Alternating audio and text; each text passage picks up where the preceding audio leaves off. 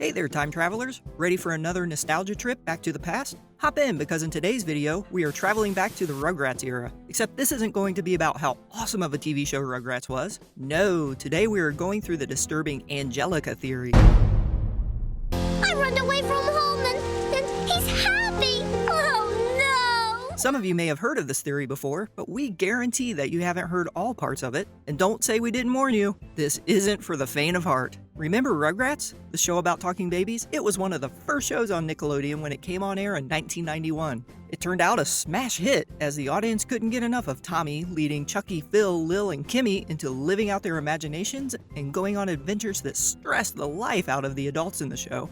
The first iteration of Rugrats was on air for 13 years, making it the longest running show on Nickelodeon at the time. Its showcase of talking babies won the show lots of fans. This is one reason it picked up lots of industry awards, numbering more than 20. It has also become a big franchise, spawning 2 spin-off series, TV specials and crossovers, 3 movies, books, and of course, lots of merchandise, the dream of every studio executive. With the amount of affection and appeal for Rugrats out there, it's easy to see why Nickelodeon did a reboot of the show in 2021. For now, it's only on Paramount Plus, a streaming service from the studio giants. It's already confirmed for another season, so our adorable babies will continue with their adventures for at least another year. As usual with shows like these, there are lots of fan theories propounded about the characters. One of the most well-known theories involves Angelica Pickles, Tommy's 3-year-old elder cousin. It seeks to provide the reason why Angelica mistreats the babies and is the way she is. You know, selfish, manipulative, and thinking it's all about her. Yeah, you know what I'm talking about. We all know someone like Angelica.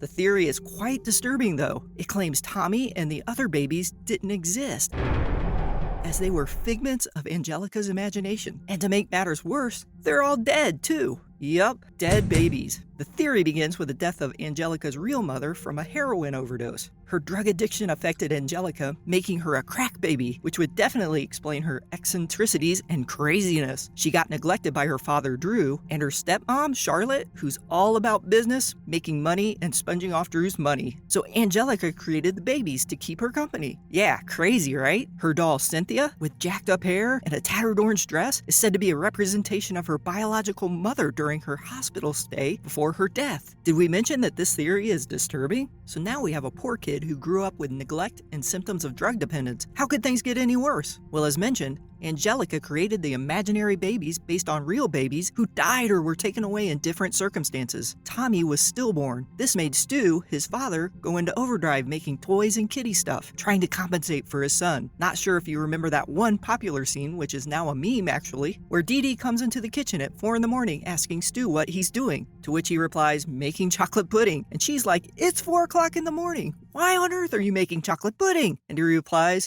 because I've lost control of my life. We've all been there, let's admit it.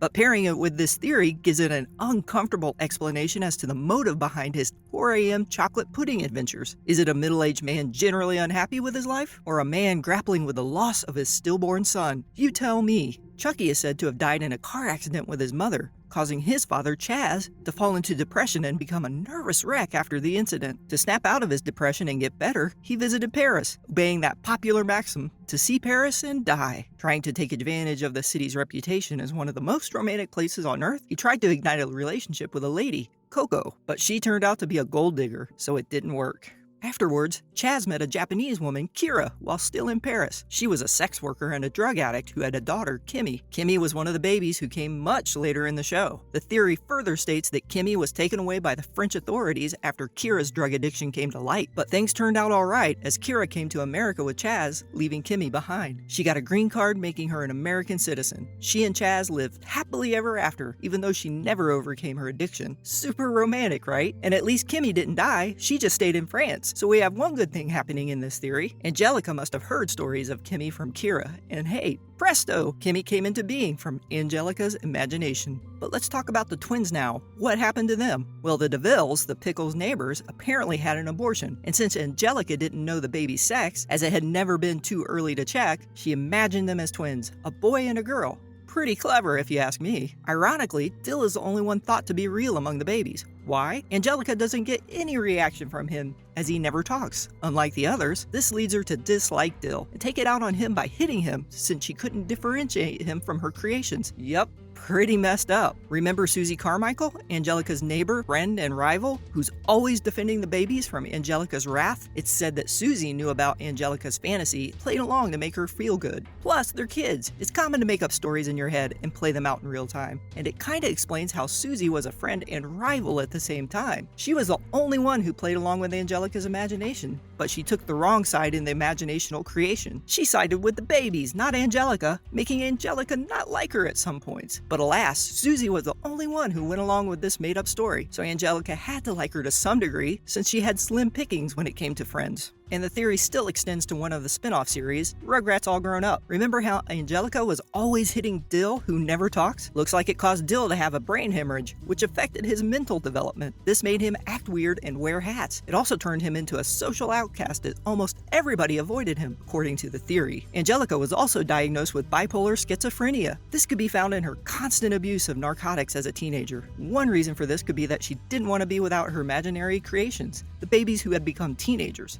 Angelica considered them her only companions in what she felt was a judgmental world. It was also her own way of dealing with her guilt about how Dill turned out. Her drug addiction, schizophrenia, and personality made people shun her, making her obsess more on the imaginary babies. Her last days were said to have been spent at the back of the school cafeteria playing with her imaginary friends before her passing from a drug overdose when Rugrats All Grown Up was canceled. Susie is said to have arranged her funeral. It motivated her into becoming a psychologist, and Susie and Dill lived happily ever after. And Kimmy too, except she was in France, hopefully with a healthy family at this point. The end. Not exactly. It's just me and my mommy, and we live in Paris. Yep, that's it. That's the theory. If you think it's crazy, you're not alone. In fact, many people really believe this theory, and you've got to admit, at first glance, it looks solid, logical, and well thought out. But what do the creators say about it? The creators, Arlene Klasky, Paul Germain, and Gabar Chupo, must have seen the influence the Angelica theory was having on our collective memories. So thankfully, they stepped in to debunk it. Basically, and quite simply, they stated in an interview that many people believe in the Angelica theory, but it is not true. Straight to the point, if you ask me. If you're like us and extremely invested in this theory, you've probably made it this far in the video. Congrats, you want to know more like us. In fact, to add on to what was already confirmed by creators, we took it upon ourselves to look at all of the evidence against the theory itself. And surprisingly,